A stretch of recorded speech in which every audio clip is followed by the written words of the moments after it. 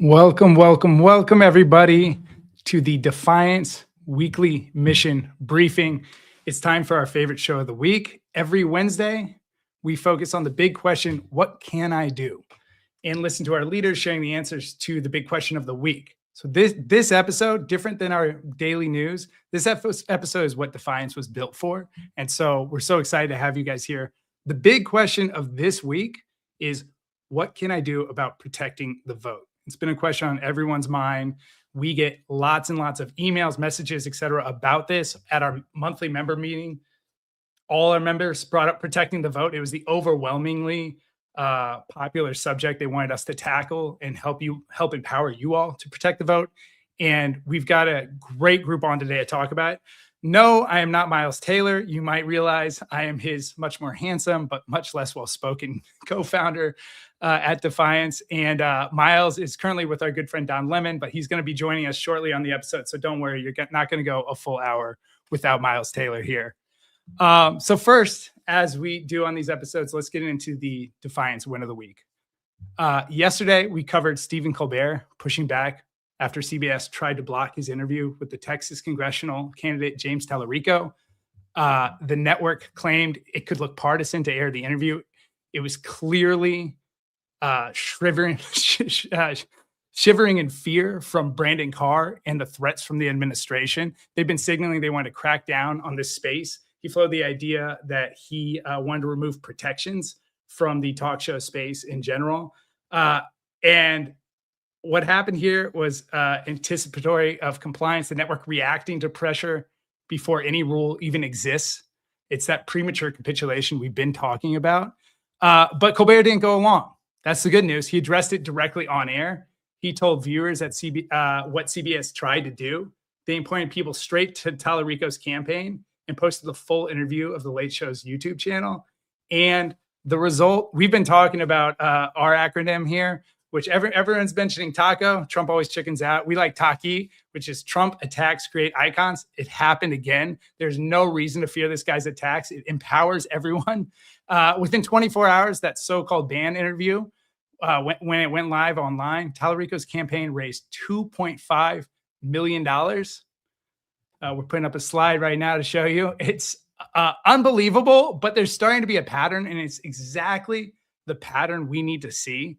Is instead of capitulation, we see, hey, not only should I not duck my head when I'm getting attacked, not only should I not comply, but there's an opportunity here for my career, for my brand, for my voice. And the more people see wins like this, the more emboldened and empowered people will be. And so that's our Defiance win of the week. Amazing to see. Now let's go to the mission of the week. I'm so excited to bring you this panel. It's an amazing panel. So we've got Denver Riggleman. He's a former Republican congressman. He was a senior technical advisor to the January 6th Select Committee. And he's the CEO of Rig Technologies. We've got Bishop Dwayne Royster here. He's the executive director of Faith in Action, a multi-faith, multiracial, global faith-based grassroots organizing network based in 26 states and 13 countries around the world. Me and the bishop have been getting into good trouble for some time, so it's nice to see his face again here. Good to see you, Bishop. Before I get into the questions, I want to get into something you may have seen in the news today. Donald Trump held a reception at the White House in honor of Black History Month. What should have been a celebration soon turned into yet another propaganda fest. Instead of focusing on the rich history of Black Americans, speakers spent most of their time lauding Trump's accomplishments and talking points. As Trump took to the podium, it was the same song and dance.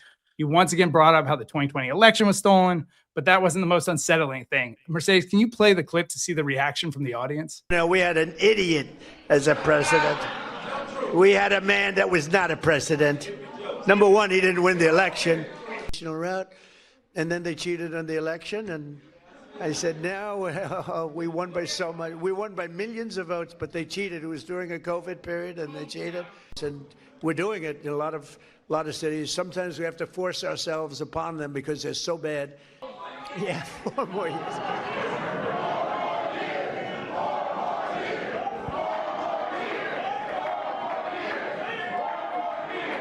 Anyway, so Bishop Royster, I want to bring your voice in here. We want your general reaction, and has Trump made it so much better for Black Americans that he deserves 4 more years? To you, sir. You're on mute, brother. First, let me just say thanks, Xander, for having us on. Appreciate it. It's good to be here and to be with you again. Donald Trump has done absolutely nothing to warrant the another 4 years, and he certainly has not done anything for African Americans other than get us angry, pissed off, and ready to fight. And so I'm actually amazed that they actually had this going on. Literally, I was outside the White House today with religious leaders from around the country holding an Ash Wednesday service where we were calling for accountability from Donald Trump and from white Christian nationalists about the ways that they are tearing this country apart and defaming the name of Jesus Christ at the same time. So I don't believe any way, shape, or form does Donald Trump ever deserve or should be involved with the Black History Month event. And the fact that it all became about him just shows how much he doesn't care about Black folk or anybody else for that matter, regardless of their race, unless it's Donald Trump. Well, what's wild is he's doing this while in the background, we've got the House passing the SAVE Act. We've got his press secretary saying she can't say there won't be ICE agents guarding polling locations. We've got this while the Supreme Court is looking to gut the last of the Voting Rights Act. Yeah. I know, Bishop, you're active on a lot of these issues, especially your focus is on the SAVE Act right now, which is trying to force Americans to either have a passport or their birth certificate. Obviously, a lot of our country, especially poor individuals, don't travel out of the country, so don't have a passport. I'm not sure who carries their birth certificate on them. Clearly a voter suppression tool. Can you speak on what we're facing with the SAVE Act and what you're planning to do about it? Sure. So the SAVE Act, and it's the Save America Act. There have been a series of SAVE Acts. This is actually the third one. The House has passed. The Senate has yet to pass any of them at this point. But this latest iteration is really, it's frightening because of the ways that it's going to work to prevent people from being able to vote. So it's going to impact women who have changed their names as a result of being married, because you actually have to produce either a birth certificate and your name has to match your driver's license. Your driver's license is not sufficient anymore because driver's licenses don't show citizenship. So you have to bring a birth certificate, and the birth certificate and your ID must match names. If you're married, got changed names, it's an issue. If you can bring a passport would be usable in this circumstance to prove identity and to prove citizenship. However, there are a third of the American electorate does not have a passport. And for African Americans, 2/3 of African Americans do not have a passport in this country. Other challenges that are facing people that have moved frequently or people that have lost documentation. I know I'm on my 4th birth certificate that I keep misplacing over and over again. This is all a real challenge, right? It's a real challenge to try to keep up with all these things, but we're going to fight. And I'll be glad to talk more about that, about how we see fighting to protect the electorate right now. Well, Denver, I want to bring you in because there's another type of voter suppression that's happening outside of the Trump regime's, specific legislation that they're pushing and whatnot. You spent your career at NSA tracking how disinformation spreads through networks. That challenge has evolved in many important ways, right? AI is now becoming indiscernible from reality. You've got previously we had social networks that were apathetic about guarding against misinformation. Now we have True Social, Elon Musk's X. We have the Oracle guy, I'm forgetting his name now, Ellison, who just bought TikTok. So we have Trump and his allies actually owning the social media feeds and wanting to, use them as partisan tools. What are we up against with misinformation this cycle, and what can we do about it? Well, hey, it's great to be here. And I think we like to call that algorithmic warfare, my friend, when it comes to what's happening here. And there's a downstream effect, of what's happening with X. And the thing is, you said something pretty interesting there about propaganda and disinformation are apathetic. They're actually monetizing disinformation and propaganda on a level we've never seen before. It's about clicks and views. The other thing too, when I was on the J6 committee, it was our team that found the Meadows text and Ginny Thomas text and did all the phone records and the 30 million lines of data. That was us. What we found was you can specifically pick like the Donald.win, 4chan. you had these areas where you can pick your own echo chamber and actually do confirmation bias, but also actively participate in pushing that disinformation out, which just magnifies it even more. And my biggest fear is that that is what people are looking at when Donald Trump gets up there. And I'm glad the bishop said it when he said 4 more years. First of all, it's against the Constitution. That's right. Second of all, which is Great really point. right. The second point though is that he is trying to use foreign interference, which Miles helped write, Executive Order 13848. But also Patrick Byrne, when you talk about propaganda, he had actually posted the new executive orders that Sidney Powell was writing to even loosen that up even more, where they could seize voting machines. And we also saw through national security presidential memorandums at the same time, they were actually going to have NSA take over the elections, and they thought that they could do it back in 2020 and 2021. The biggest fear for me is that people are still believing this ignorance. It's the exact same playbook. And here's what he's going to do. I think he's going to say, I actually won the 2020 election. I'm already in my 3rd term anyway. Why does the Constitution apply? Who knows if the Supreme Court's going to go with him or not? You've got the midterms coming up. As you talk about ICE actually being at the polling locations, he wants violence. He wants to invoke the Insurrection Act. I think you're going to see a downstream effect of violence based on propaganda and disinformation in ways we have never seen before coming into a midterm election. Well, let me ask the bishop about that last point. Look, you are kind of the torchbearer to Jesse Jackson, rest in peace, and Martin Luther King, and a lot of the clergy leaders before you that dealt with Jim Crow laws in the South and voter suppression tactics that included authority figures guarding polling locations. What can we do this time around if that turns out to be the case? Well, I mean, I think there's a couple of things here that are really critical. One, we need to go back to some of the tactics that we had in seasons past to vote. Now, I want to go back and just say that there's some truth, right? When Steve Bannon said we think ICE should be at the polls, yes. We're also concerned about ICE impersonators showing up at the polls. And we also think this is a dog whistle for the MAGA crowd, the Proud Boys and other folk to show up at the polls in these places as well.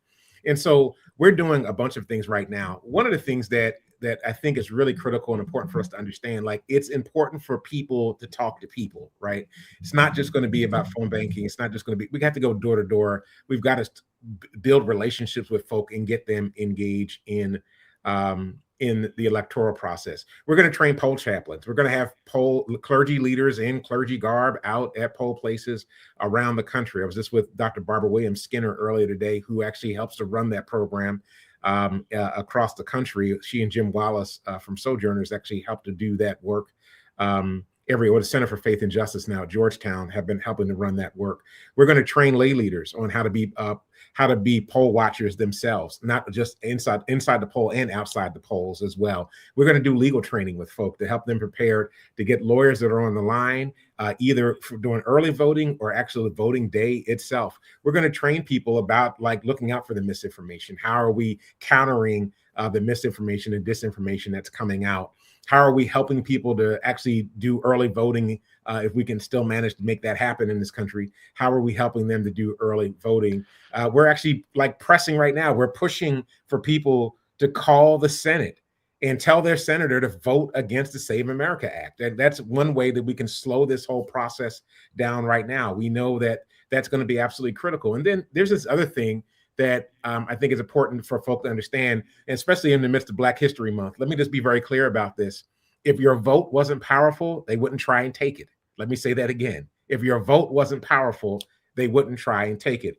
And so I think that there's a lot of work that we still have to do, but we want to encourage people to call the Senate office. You can actually call 855-999-8503 and find your senator and call your senator's office and tell them to vote no on the Save America Act, which is actually going to prevent people from voting and be a suppressive tool for this electoral season. We're going to get out.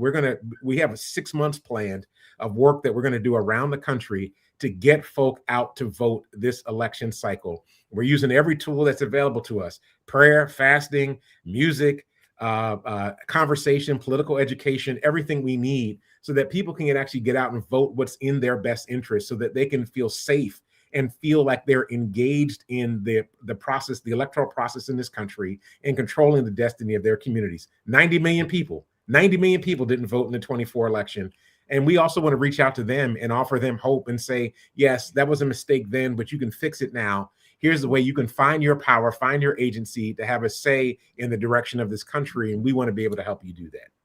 Well, that's a lot of work you just laid out. It's a good thing you have a $1 billion budget to go execute on it. I wish that was the case. No. Okay. I wish that was the case. It's a good flag for all of us Defiance members, and we're going to keep having, you and your peers on here organizing. As you mentioned, there's a lot of work that goes into it, and you all are doing it on a shoestring budget constantly. And so funding you all and, your peers is going to be, a tier 1 priority for us. We keep going back to, one of the ways to fight against all of the tactics that we're talking about is making sure the turnout is too big to rig, just making sure it's undeniable. And part of that is supporting folks like you. Speaking of folks like you, we've got Cliff Albright in the green room. Look at that.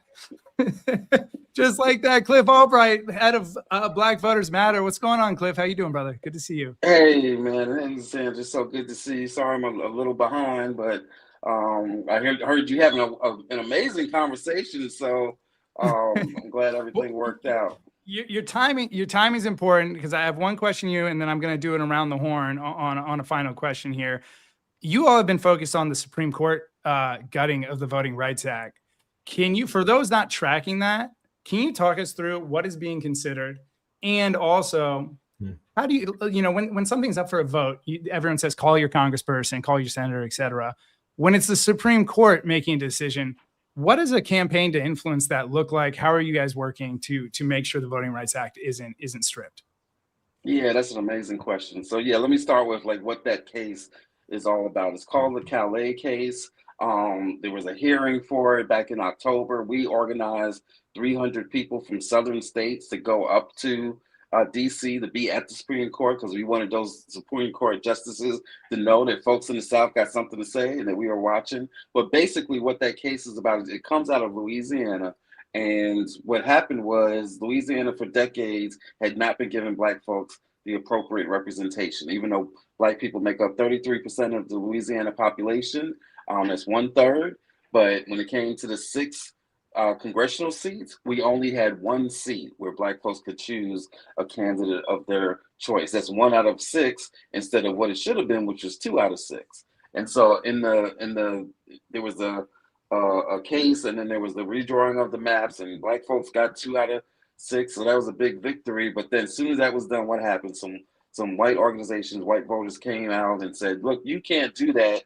You're discriminating against, they said, you're discriminating and you're violating the 14th Amendment by considering race in these districts. Now, let's be clear, for those who don't know your history, the 13th, 14th, 15th Amendments had one job, right? And that was to protect, to end slavery, right? To free those who were formerly enslaved, to guarantee citizenship and due process. And then the 15th Amendment, of course, was the right to vote for Black men at that time, right? Because only men could vote. And so for them to use that amendment, or try to use the 14th Amendment to say you can't use this amendment to correct decades-long gerrymandering and denial of fair representation, is insane. But that's what they're doing. That's the case that's being decided right now. And if the Supreme Court decides that that argument has merit, basically they'll be getting rid of one of the last sections of the Voting Rights Act, which still has any teeth, because they already gutted a big part of the Voting Rights Act 13 years ago. This would gut the other part of the Voting Rights Act. And in fact, if you go back to the Supreme Court decision 13 years ago, that's the famous Shelby case, where they got rid of what's known as pre-clearance in the Voting Rights Act. That's the thing that said that states had to get election changes approved, right, by the Department of Justice. When they got rid of that, part of what the court said at that time was, oh, don't worry, you still got Section 2. And Section 2 will help you get rights. Now they're considering getting rid of Section 2. So that's what's at risk, and that affects redistricting and lines at all levels of government, not just congressional lines. That impacts state legislatures, that impacts like county commissions, city councils, school boards, you name it. So none of us would really be exempt if they go out and knock out what's left of the Voting Rights Act. Yeah, I'm happy you mentioned the progress of our past. I'm a big believer in the long arc of history bends towards justice, but it definitely has a wobble in it right now. There might be a small hitch in it we're facing. I'm confident this country will come together and get it back, but it is a massive regression on so many fronts. Look, I want to go to one more thing, and I'm going to throw this around the horn before I let you guys go. Another thing that is on a lot of people's mind right now is Trump's attacks on mail-in ballots. It's coming up again and again. On Monday night aboard Air Force One, he called the system corrupt and demanded to end mail-in ballots, minus a few exceptions like illness, disability, military service. He wants Congress to crack down, but when the Congress passed the SAVE Act, they didn't include a provision for mail-in ballots. It does not ban mail-in voting. And behind closed doors, the White House pushed for tougher limits and lawmakers left them out. So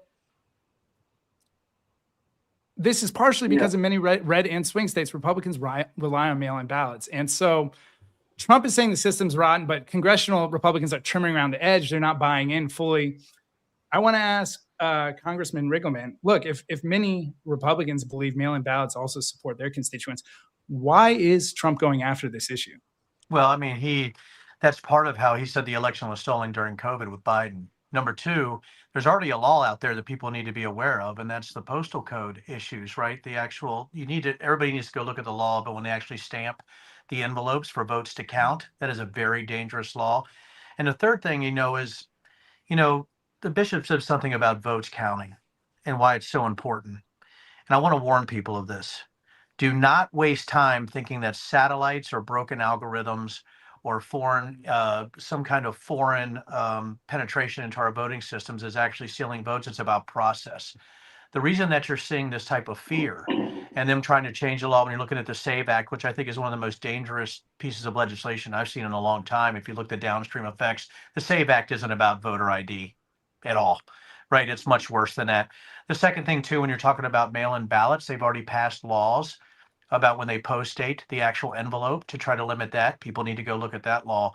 But the third thing is about disenfranchisement. So to the bishop and to your budget, I would say for everybody to identify the counties and the states that are most important to the Trump administration. I think if you prioritize those specific states and look at the process there, they're not going to be able to actually try to process out all the votes in all 435 congressional districts. That's impossible. They're going to pick specific targets. It's about process, not about satellite stealing votes. It's very, very difficult. That stuff doesn't happen. The 2020 election wasn't stolen. The 2024 election wasn't stolen.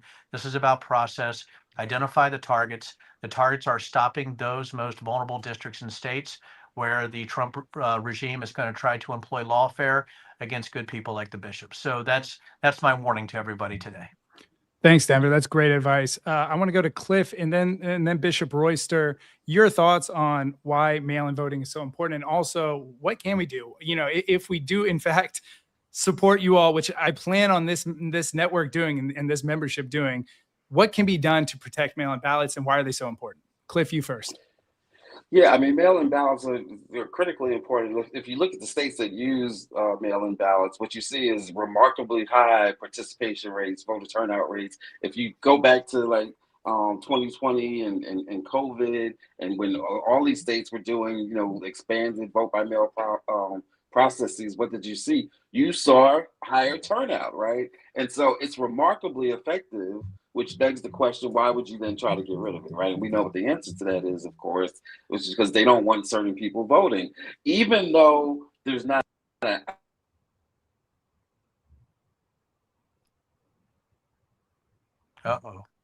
It's just for suspense. Cliff told me he was going to do this. He's going to jump scare us in 5 seconds and then smack us with the truth around protecting the vote. It was like the end of The Sopranos. Miles jumping on. Miles Taylor. I just wanted to give you a jump scare. You said jump scare. I was like, what happened to Cliff? Yeah. I got a phone call. I'm sorry. Let me make it quick before I get another call coming back in. So even though they didn't get rid of vote by mail outright, what they are doing with this citizenship documentation requirement is making it almost impossible for people to be able to use the vote by mail process. So it almost amounts to the same thing as an outright ban. But this SAVE Act, which I call Save Fascism Act or Save White Christian Nationalism Act, because that's the only thing it's saving. It's not saving the country. It's certainly not saving access to the vote. But all that this is doing, and the congressman is absolutely right when he says that it's not about, voter ID, it's not about election security or election integrity. It's simply about voter suppression. They know that. That's why they're doing it. Bishop, your thoughts? So I'm originally from Pennsylvania, and let me just share this. When I was 18 years old, which was a very long time ago, I cast my first ballot through mail-in many years ago when I was a student in college. I know the power of the mail-in ballot because of my journey in Pennsylvania and the impact that it's had in that place and the way that it's opened up doors for people to be able to vote who might not otherwise be able to vote. And I know why they're scared. And I watched actually in the last election, actually was interesting that the R's were actually turning mail-in ballots at a number that they had not previously. The fact of the matter is they're going to use every tool that they can to prevent people from being able to cast their vote. And we're going to train people every way we can, help to provide the resources necessary so that they can get all the things that they need to be able to cast their vote. We're not going to let Donald Trump or anybody else prevent us from being able to cast our votes so that we can have a say in our democracy. I've told people in our organization recently, we've changed the definition of power. It used to be the ability to act. Now it's the ability to control the destiny of your community. And so we want to be able to control the destiny of our communities, our cities, our states, and we want to be able to control the destiny of our country. We're going to do everything within our power to prevent Donald Trump and anybody else for that matter from being able to prevent us from being able to cast our ballot, whether it's in person, it's early voting, or whether we're doing it by mail. Well, it's inspiring stuff. I've got to keep this show rolling, but I want to say thank you to all that you do, not just joining us on the show, but all that you do. Congressman Denver Riggleman, Cliff Albright of Black Voters Matter, and Bishop Dwayne Royster from Faith in Action. Thank you so much for being here with us, and thank you for your work. We're here to support you all, and we will be supporting you all. Peace and blessings. See you.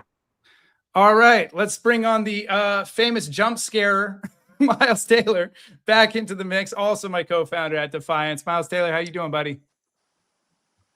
Boo! There he is. I just thought that was a fun time to pop in. Thank you, everyone, for bearing with me and not being with you at the top. Xander, I was with our buddy Don Lemon, who I'm pleased to report I think will be joining us at our State of the Union event next week on Tuesday. We've got the incredible Don Lemon who's going to be there. We also, I will just say, we've got another very big announcement tomorrow morning about a guest who is going to be attending the event. So stay tuned. We are going to be putting out a press release to announce actually several more people who are going to join the biggest rebuttal to the State of the Union. We are very excited about that. And look, our message to folks, I think, Xander, is boycott Donald Trump's State of the Union. Don't go watch this shit on CBS. Don't go watch it on Fox News. Watch a rebuttal event. Watch this rebuttal event because this will be focused on what you can do to fight back. It's not going to be focused on Donald Trump and his lies. It's not going to be playing tit for tat with him. No, we are going to be talking about defying the man and defying the man with real action. So I'm super excited about this. But anyway, that's where I was. I was with our buddy Don, and thank you for waiting for me. It sounds like a great conversation, and you seem to have fixed it. Like the election threats? Yeah, it's over. We got it taken care of. No, I appreciate you letting me do this fun stuff while you go do the hard work off screen.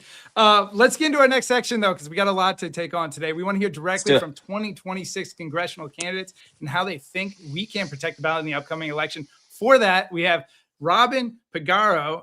He's a Miami homicide prosecutor. He's a congressional investigator and a Latino leader who is running to take on Maria Elvira Salazar in Florida's 27th congressional district. So please welcome Robin Peguero. Robin, nice to see you, buddy. Thank you for being here. Robin, welcome to the program. Taking a run for Congress takes stones, my friend. I have to applaud you for even getting in a race in this crazy environment. We're really, really grateful to hear that folks like you are jumping in. Thank you so much for having me. It's a pleasure. Xander, I was going to just jump in real quick. From your perspective, oh, go ahead, Mike. Oh, sorry.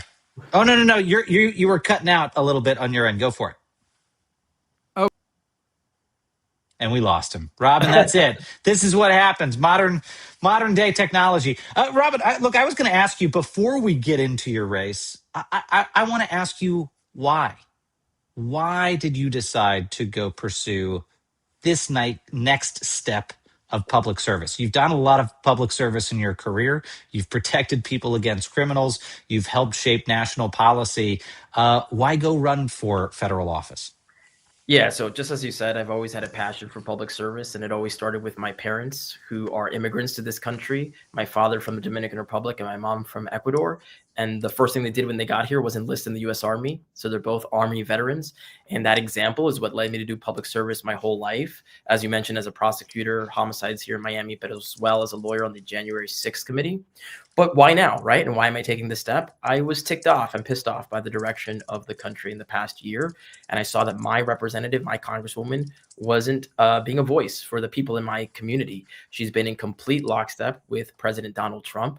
And my district is a district that, number one, has 74% Hispanic population. It's the largest Hispanic district currently represented by a Republican. And so a lot of our friends, neighbors, and family members are Cubans and Venezuelans who are being deported without due process. We're also the number one district in terms of Affordable Care Act enrollees in the country. And so when we see these premiums double and triple, 93,000 people in my community alone being priced out of healthcare entirely, this is basically ground zero. This is the place where we're seeing all the consequences of the president's horrible policies. And the congresswoman has done absolutely nothing to be a person in Congress to stand up for members in our community, and just been a complete rubber stamp.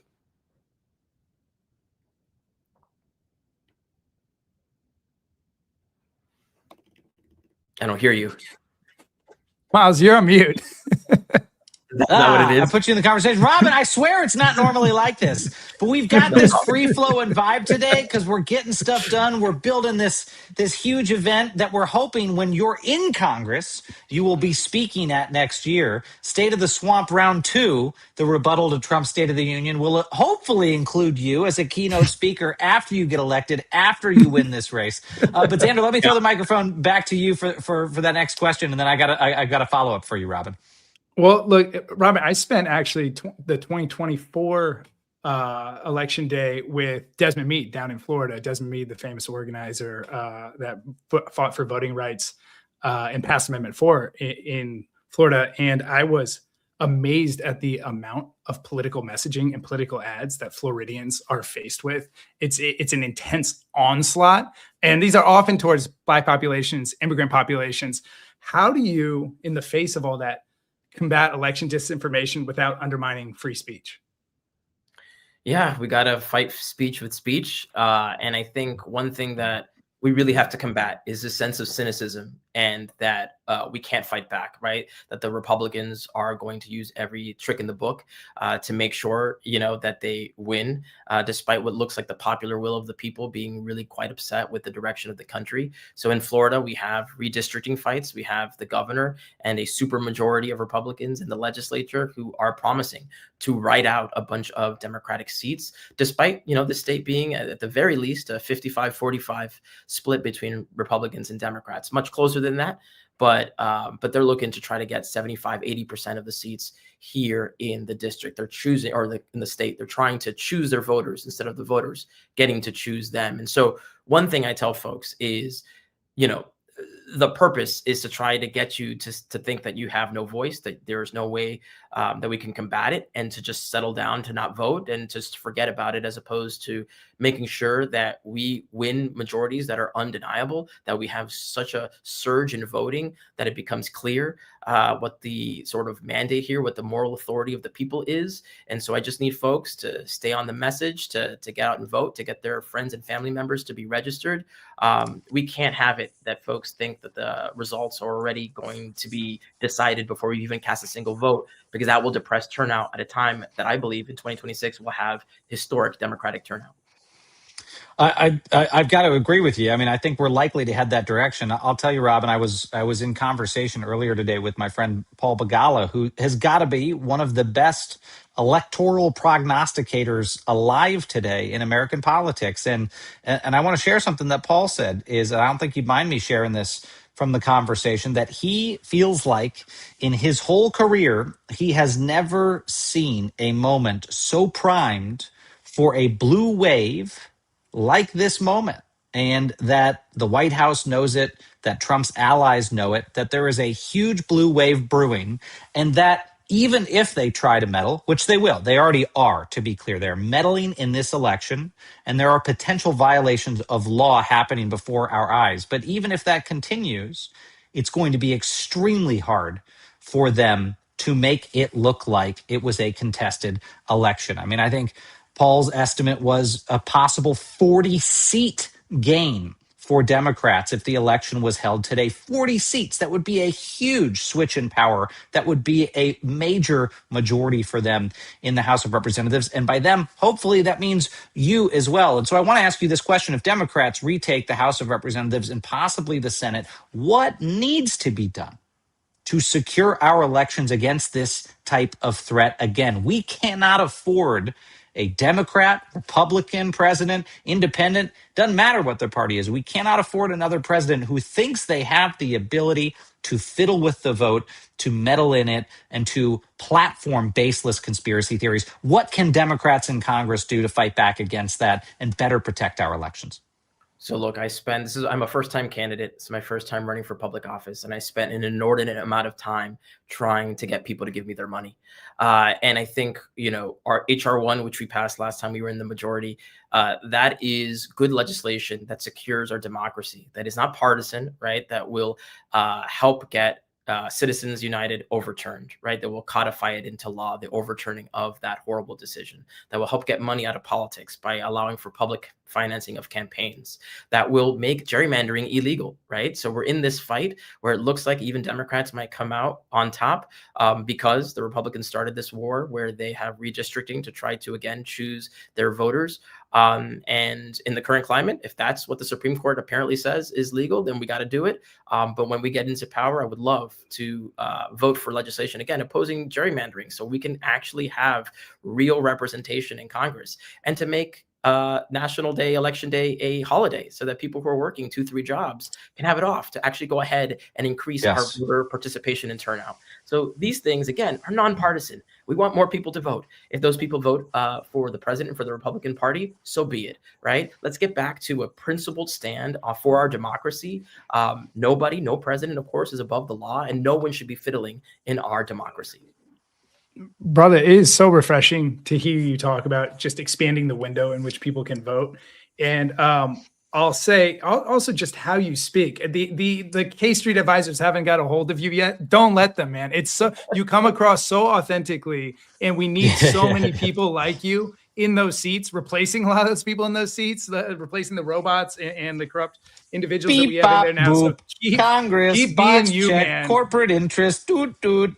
I appreciate it. Miles, I know we've got to keep the show rolling. Before we go, you have a final question for Robin here? Yeah, look, one, I was glad, Robin, that you mentioned HR1. That's the type of policy nuance people need to understand. It wasn't HR2 or 17. HR1 was House Resolution 1 when the Democrats retook the body after Trump to make these crucial reforms to our democracy. And unfortunately, that got jammed up in the Senate and nothing happened. The thing didn't go through. And there were crucial protections that could have prevented the abuses of power we are seeing right now today if people had the courage to get that thing over the goal line. So I'm glad to hear that that's what you're prepared to do. But I want to ask you this. Last year, we keep talking about how the conscience of the nation was shocked by the return of Donald Trump, as if we didn't know what was going to happen. People understand what is happening now, and people are defying. If you were on the national stage right now at this event that we're doing in Washington next week on Tuesday, doing a rebuttal to the State of the Union, what would you say to the American people about defiance? What does defiance look like right now to a lawless president? It looks like making sure to hold them to account for the promises that they made in the last election. My district is an R+6 district, but we saw in the city of Miami mayoral election a swing toward the Democrat of 20 points. And I think, number one, they didn't vote for this, right? They voted for lower prices. A lot of people held their nose because the economy wasn't so great and prices were through the roof. And we got to ask those folks, are they any better? No, they're facing an onslaught of rising costs on all fronts, from groceries to gas to insurance. And on top of that, the Republican Party, including the president and my opponent, voted to give tax breaks and tax buyouts to billionaires and corporations, and did it on the backs of middle-class families by taking away their funding for Medicare, for Medicaid, and refusing to extend these subsidies on ACA. So we have an economic insecurity crisis here in this country, and people voted for a secure border. They voted for the deportation of violent criminals, but they didn't vote for this, which is 90% of the folks being rounded up in the streets, no due process, people who have contributed so much to this country, who have no criminal history, who have paid their taxes. This is a step too far. And what resistance looks like is demanding from your government equilibrium, demanding balance, demanding that we have not again uni-party rule, but divided government, to actually add in some sanity, limit the damage that this president can do in the last 2 years, to vote, to lift up your voice, to protest.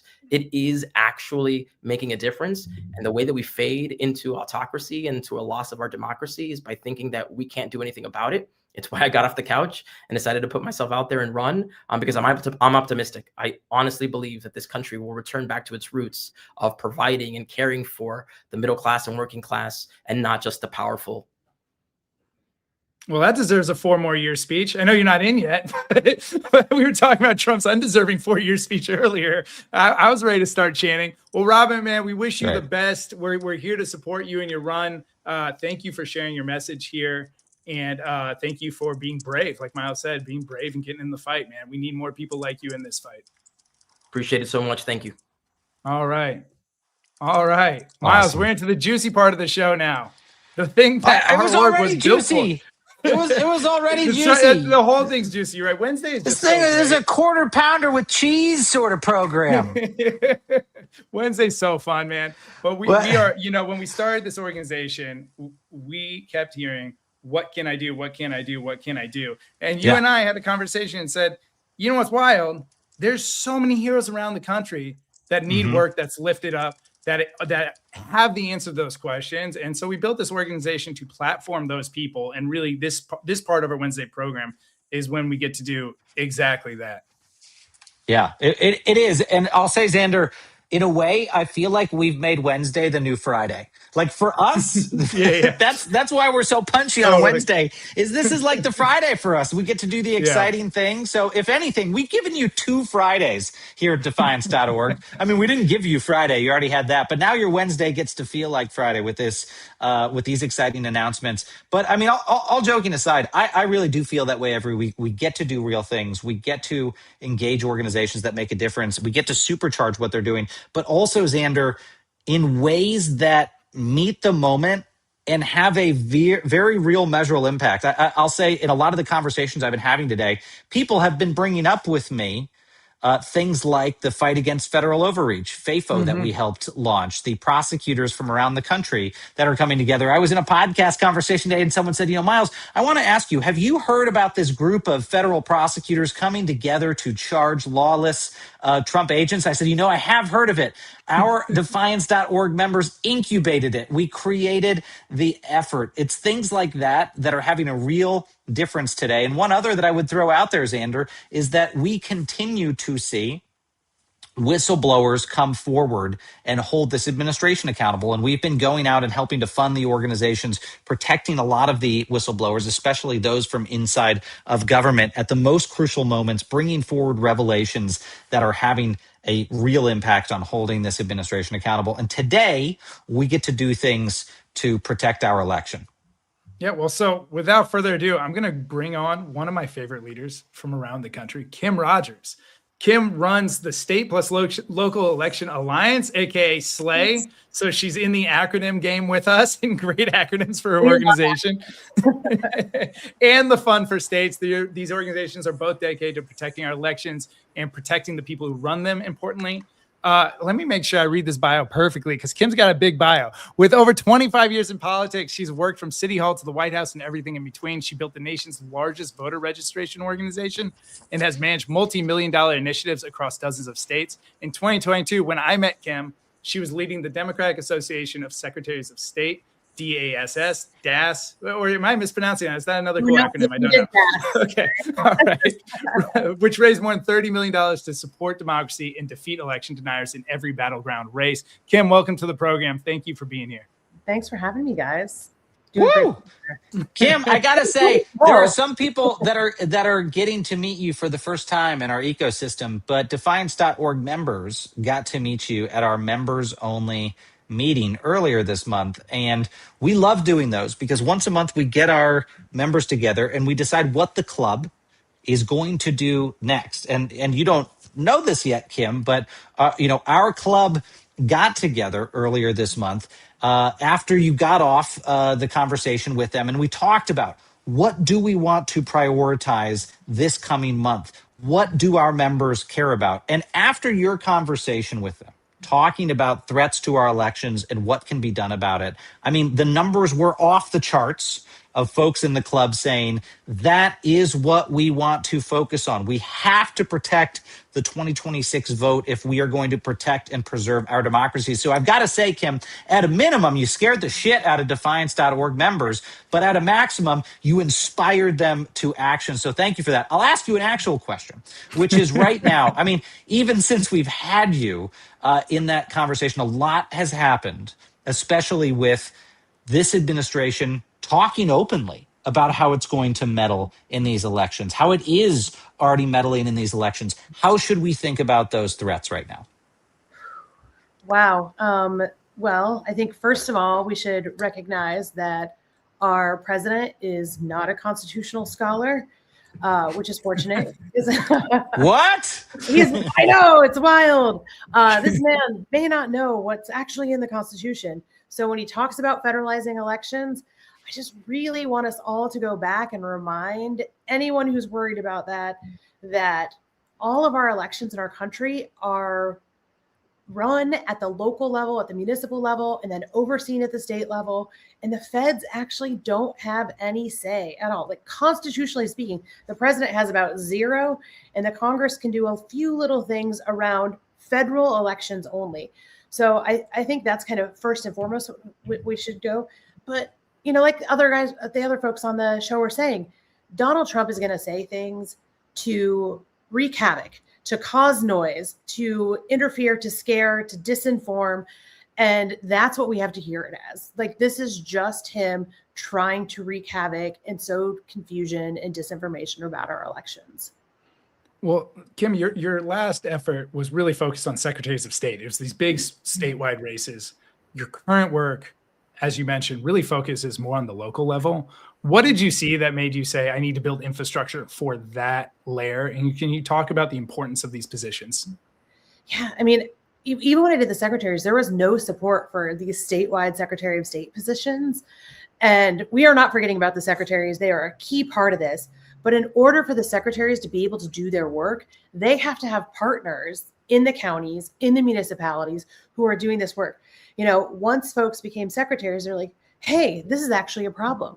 In 2022, when I was running DAS, Luzerne County in Pennsylvania was refusing to certify elections.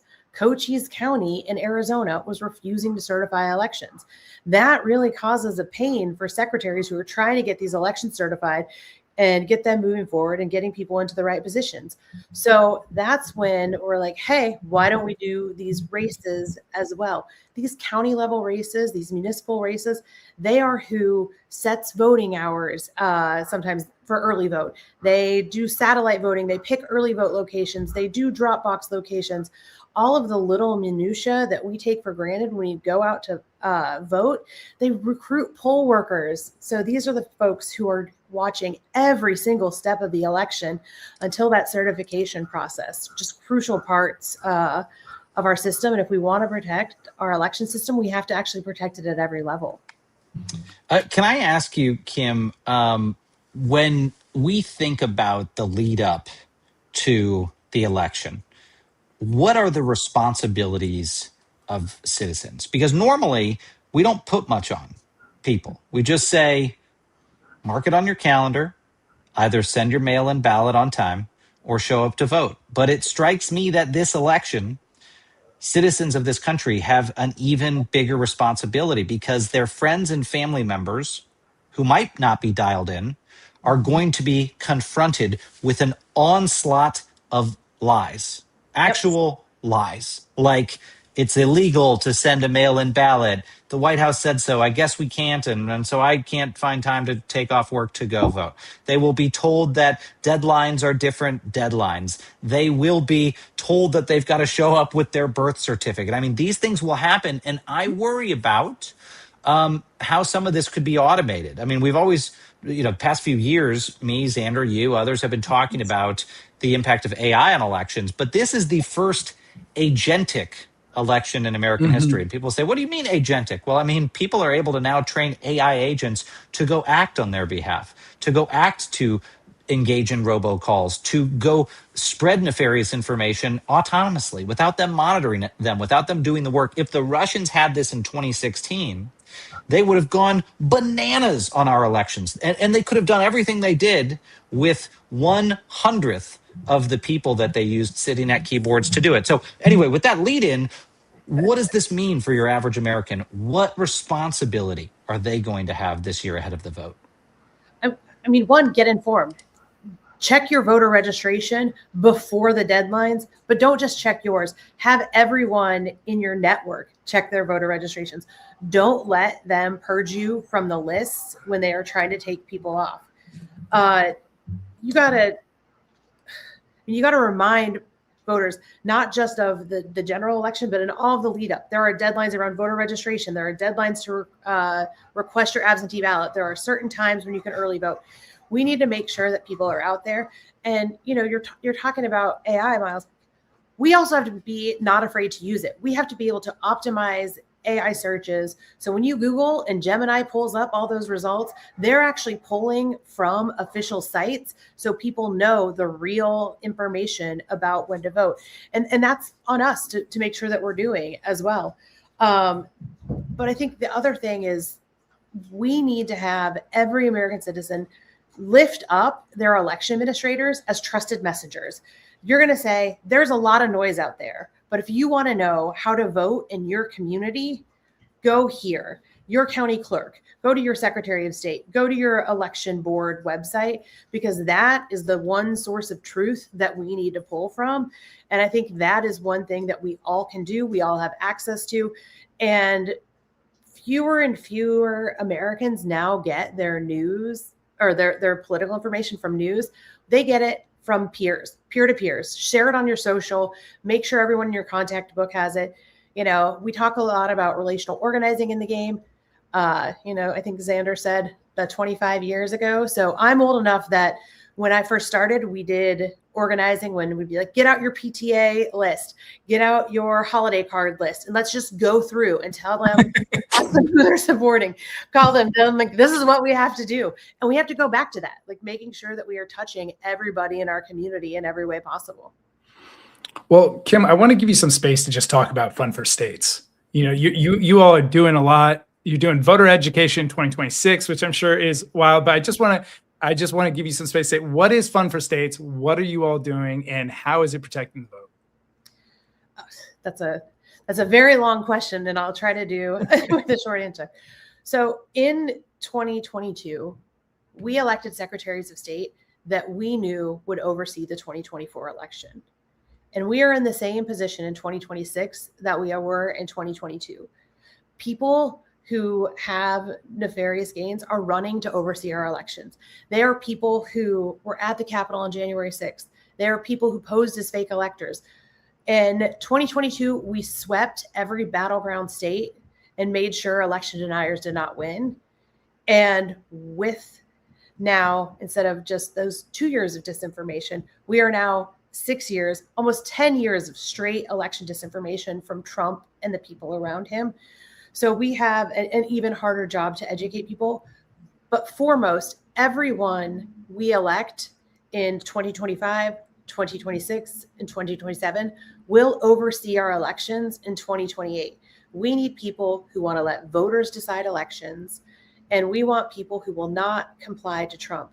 So foremost, Fun for States wants to protect our elections by protecting the people who run them. We lift up these election administrators as trusted messengers. We educate voters about what's at stake, what these races do. We know that folks are likely to drop off the ballot and stop voting, just vote for governor and not on down if they don't know what these folks do.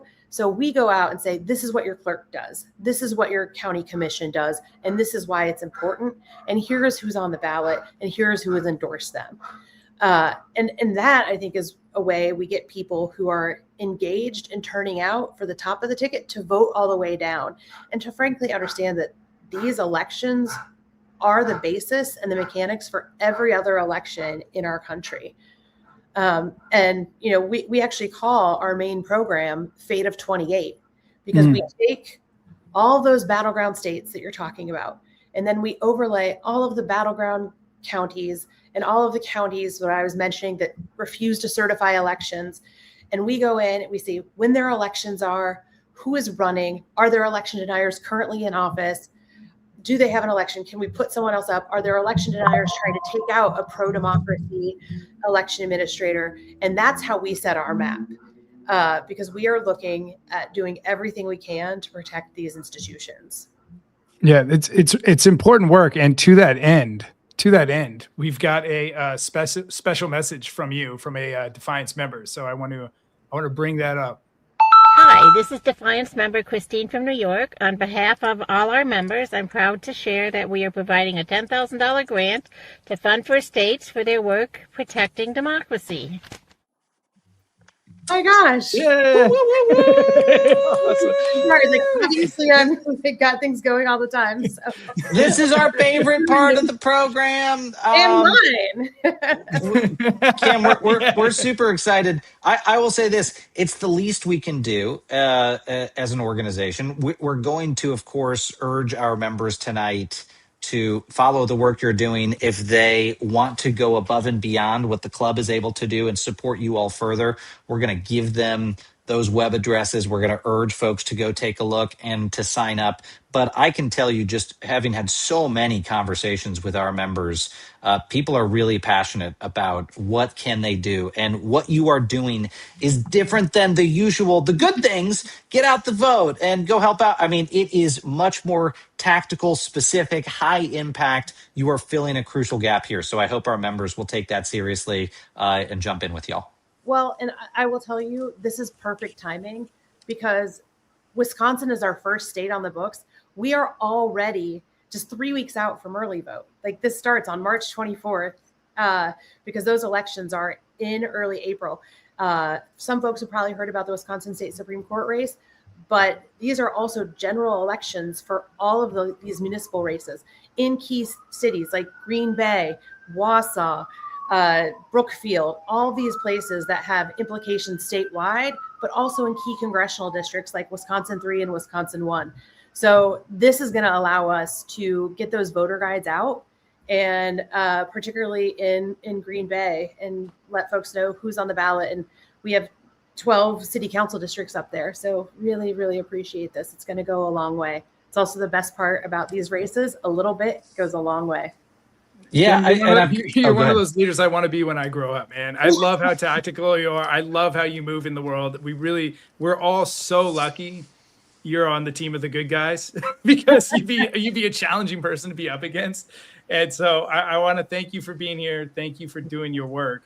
And, we're here to support you, not just now, but I'm sure we'll keep having you on. And we're going to look to you both as a leader and as a reference for other work that we should be looking towards in important races we should be supporting. Thank you so much. We're excited to be partnering with you all. Kim Rogers, thank you so much. We're really excited. Thank you for what you're doing. Thank you, Team Defiance. Keep it going. Thanks. I got to say, Xander, what I really love, just in the short period that we have built this, it's good for us to go support organizations each week that are countering these abuses of power. Some of them we're helping actively foment and create the thing they're doing. Some of them already have a cool tactical thing, but we are getting more and more tactical here. And I should have led with that with, Kim, is that we're talking to her about Green Bay, about these elections that are happening in Wisconsin, a crucial battleground weeks from now. It's not just defiance.org members saying, hey, here's some cash to help you guys do good work. We've got a live fire exercise here. We have an election that you all are going to help protect. And what Kim and team do in Green Bay in the Wisconsin battleground is going to inform what they do to protect our country. I don't know if people need to hear me say that, but this is real. This is real. This is real, folks. You are helping to do very real things to push back against, of course, the abuses of power and to proactively protect our democracy. So thank you, Defiance.org members. I'm so happy you mentioned that, Miles, because the usual kind of cadence of an election cycle is people give to candidates they love that are going to crush their opponents no matter what. They're going to give it to long shot candidates in swing states because they like the idea that they can replace Marco Rubio or Ted Cruz, even though there's no chance of doing so. And that's where the vast majority of money goes. It goes towards races that don't matter in places that don't matter, not because, certain races don't matter. It's just in terms of the odds and the impact it has on the election. What we're trying to do here is earlier than, the final week of the election flag, hey, there's certain states, there's certain geographies, there's certain races that matter. There's certain voters that need to be organized. There's certain places that need to be protected. And we're trying to be precise about that now in February, not in the last week of October, as we're moving towards the midterms, that we all wake up and go, oh shit, the swing states are really the only ones that have an impact on the Senate this upcoming year or the presidential election or whatnot. And so I'm happy you mentioned that. And that's our job. And I'll say we're getting better at our job because each week when we bring these leaders on and we fund them or we organize them, they become part of our broader ecosystem and think tank. We go back to these leaders and go, guys, what's going on next? What you have your ear to the ground. What are you seeing? What's important out there? And so we're building this advisory of the nation's greatest leaders, org leaders, kind of organically through these conversations and through these through this grant making process. And it's just been awesome to watch, this network build and coalesce and to be a small part of it. It's been really cool. And you know what, Xander? I'm going to boast for our members. People in this ecosystem kind of can't believe it. They kind of can't believe that this team of like 3.5 people is able to do so much because we don't sit around and look at our belly buttons all day.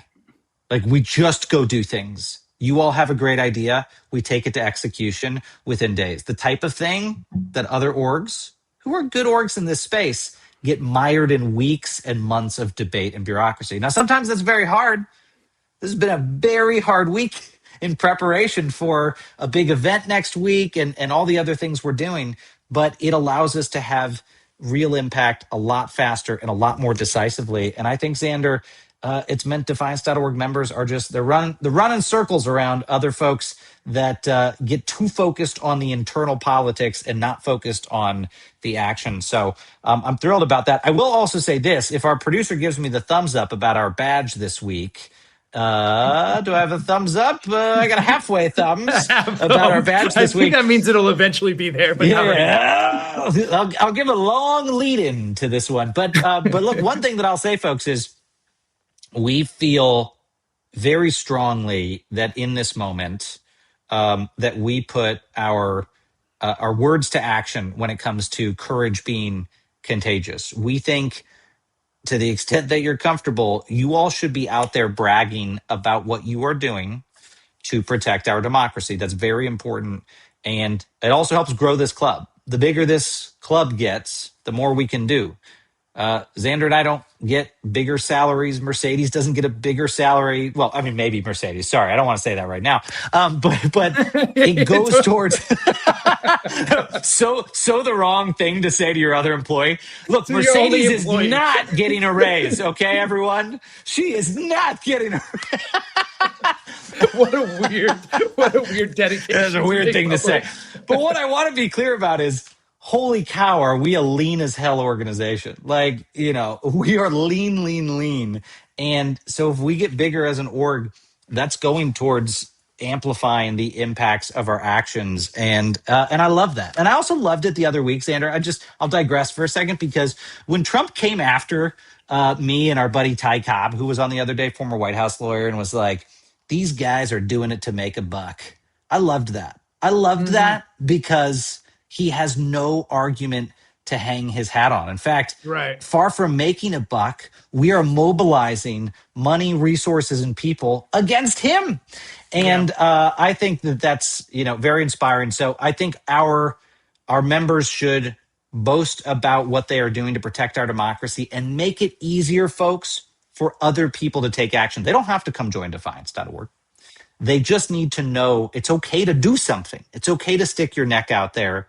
You're not going to be attacked. There is, as Xander has always said, strength in numbers of us being together. So one of the things I would urge folks to do is we every Wednesday for our weekly mission brief, we're going to start posting, and we have been the past couple of times, our badges for the week, the badge about what we did this week, and we urge you to share it on social media. I think Mercedes right now is feverishly adding the badge to all of our social media accounts. So I think if you go to Instagram, X, she says yes, Blue Sky, Substack. Substack's up.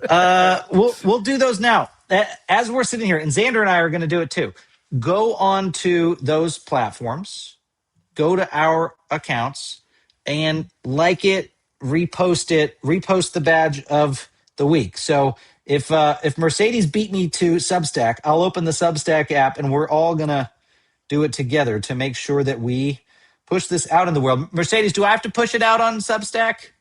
I sure do. So that's what I'm going to do. Let's get our badges out there. Xander, you're going to do the same. Get your phone. All right. Well, while you're All right. well, actually, I'll take the wheel while you're posting the badge. Take the wheel. I want to get through the actions of the week. You know, the other thing that we do on top of providing grants, we take collective action together. Miles said we're 3.5 people. We're 3.5 people, but we're also 100,000 people. We're 100,000 subscribers. We're 10,000 due-paying members. So we do have an army of individuals that are ready to take action. So here's the marching orders for this week. Mercedes, I think you have the graphic.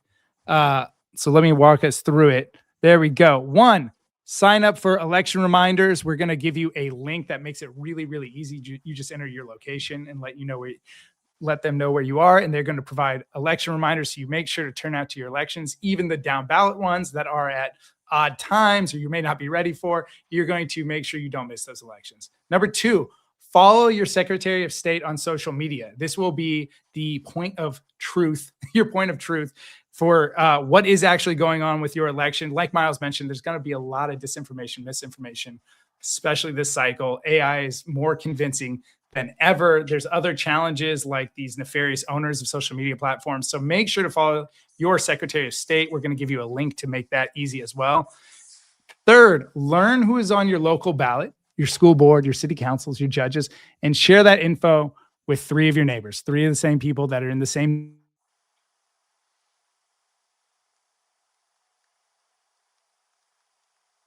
Honestly, if you can, sign up to be a poll worker. We're making that easy as well. We have a powerthepolls.org link that makes it easy to sign up to be a poll worker. There's a chronic shortage, and it's one of the most direct ways to protect elections from the inside. So those are the marching orders for this week. Right after I get off this this podcast or live show, I always am calling it the wrong thing. I'm gonna try to go through all those steps as well, and that should go a long way to making sure we all turn out for the elections. We know the information. We can protect the vote together. I think it's on most of our social media handles now. Post your badge. I just went on Substack and I posted the badge from my account. If it's easier for you on there, just go there and repost that one. But we've posted it on the defiance.org accounts across social media. Open it up, repost that badge, tell people what you did this week. Thank you so much, friends.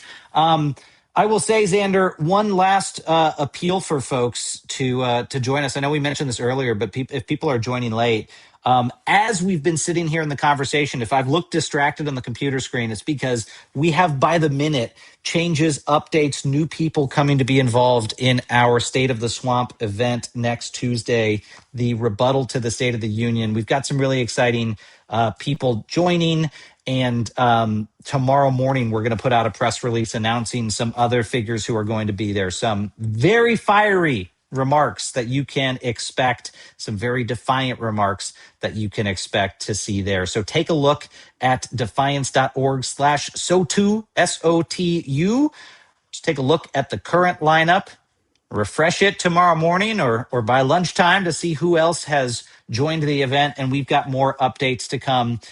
This is going to be really exciting. And we've got some big activations. And the last one that I'll flag, Xander, is we sent out an email today officially letting folks know I think thousands of constitutions that were purchased will be delivered on Tuesday to Capitol Hill that morning, the morning before our State of the Union rebuttal. We will have special guests all over Capitol Hill live streaming the delivery of constitutions, especially to the offices of pro-Trump members of Congress, with a message on them. You swore an oath to this, not to a man. Remember that tonight. So I'm really excited about that. Thank you for everyone who made that happen and who contributed a constitution to those deliveries. That's what we got, Xander.